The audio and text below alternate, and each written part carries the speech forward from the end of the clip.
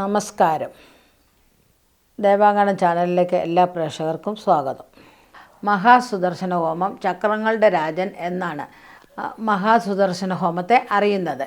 എല്ലാ വിധത്തിലുള്ള ദോഷങ്ങളെയും ഇല്ലാതാക്കുവാൻ പ്രേതദോഷമായാലും ബാധദോഷമായാലും കുടുംബത്തിനകത്തുള്ള ദോഷമായാലും ഏത് തരത്തിലുള്ള ദോഷത്തെയും ഇല്ലാതാക്കുവാൻ മഹാസുദർശന ഹോമത്തിന് കഴിയും. ആദ്യമായി ദേവാങ്കണം ചാനൽ കാണുന്നവർ സബ്സ്ക്രൈബ് ചെയ്യുകയും ഷെയർ ചെയ്യുകയും ലൈക്ക് ചെയ്യുകയും ചെയ്യുക.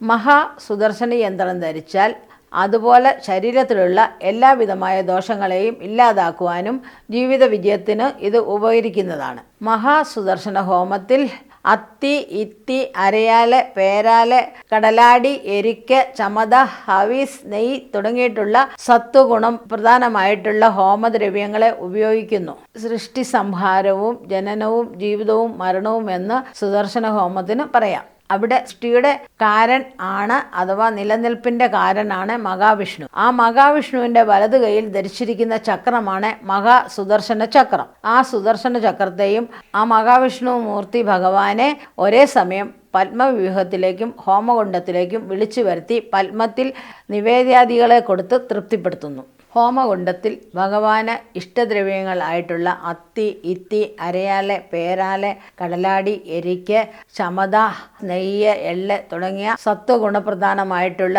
ദ്രവ്യങ്ങളൊക്കെ ഹോമിച്ച് ഭഗവാനെ തൃപ്തിപ്പെടുത്തുന്നു. അതാണ് സുദർശന ഹോമത്തിൽ ചെയ്യുന്നത്. വടക്കൻ കേരളത്തിൽ ഗണപതി ഹോമത്തോട് തന്നെ സുദർശന ഹോമവും ചെയ്യാറുണ്ട്. പക്ഷേ അവിടെ ഉള്ളത് ചമതയും എള്ളും ഹവിസും നെയ്യും ഒക്കെയാണ് അവിടെ ഹോമിക്കുന്നത്.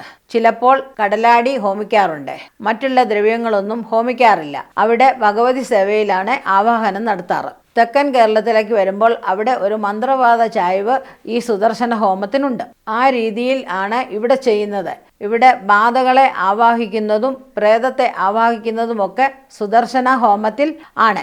സുദർശന ഹോമത്തിൻ്റെ മധ്യത്തിൽ ബാധകളെ ആവാഹിച്ച് പുരക്കളത്തിൽ ഈ ഹോമകുണ്ഡത്തിൽ അല്ലാതെ വെളിയിൽ ഹോമകുണ്ഡം ഒരുക്കി കുരുതിയൊക്കെ അർപ്പിച്ച് അവിടെ വച്ച് ബാധയെ ഉച്ചാടിക്കുന്നു, അല്ലെങ്കിൽ ഇല്ലാതാക്കുന്നു. അതിനുശേഷം സ്ഥലരക്ഷ, വീടിന് പ്രത്യേകമായിട്ടുള്ള രക്ഷ, ദേഹരക്ഷ തുടങ്ങിയിട്ടുള്ള കാര്യങ്ങളൊക്കെ ചെയ്ത് ഒരു 12 വർഷത്തേക്ക് പ്രത്യേകിച്ച് ദോഷങ്ങളൊന്നും ഉണ്ടാകാതിരിക്കത്തക്ക തരത്തിൽ രക്ഷ ചെയ്യുന്നതാണ് സുദർശന ഹോമത്തിൻ്റെ അടിസ്ഥാനം. അല്ലെങ്കിൽ ഈ വ്യാഴം എന്ന് പറയുന്ന ഗ്രഹം മഹാവിഷ്ണുവിനെ സൂചിപ്പിക്കുന്നതാണ്. ആ വ്യാഴം 12 വർഷത്തിലൊരിക്കൽ ആണ് ഒരു രാശി ചക്രം പൂർത്തിയാക്കുന്നത്. അതുകൊണ്ട് ആകാം ഒരു സുദർശന ഹോമം കഴിഞ്ഞാൽ 12 വർഷം അതിന് ഏറെ ഫലം ലഭിക്കും എന്നാണ് പറയുന്നത്. അപ്പോൾ ഏറ്റവും നല്ല ഹോമം മഹാസുദർശന ഹോമമാണ്. ആ മഹാസുദർശന ഹോമത്തിൽ നമ്മുടെ എല്ലാ ദോഷങ്ങളെയും ഇല്ലാതാക്കാൻ കഴിയും. അതുകൊണ്ടാണ് ചക്രരാജൻ എന്ന് വിളിക്കുന്നത്. സുദർശന മന്ത്രത്തിൽ ലഘു സുദർശന മന്ത്രമായി 1000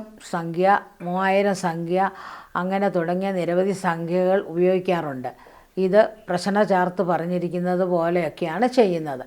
മഹാസുദർശന ഹോമത്തിലേക്ക് ചെല്ലുമ്പോൾ ഓം നമോ ഭഗവതേ മഹാസുദർശന ഹോമ സ്വാഹ എന്ന മന്ത്രം കൊണ്ട് ഹോമിക്കുക.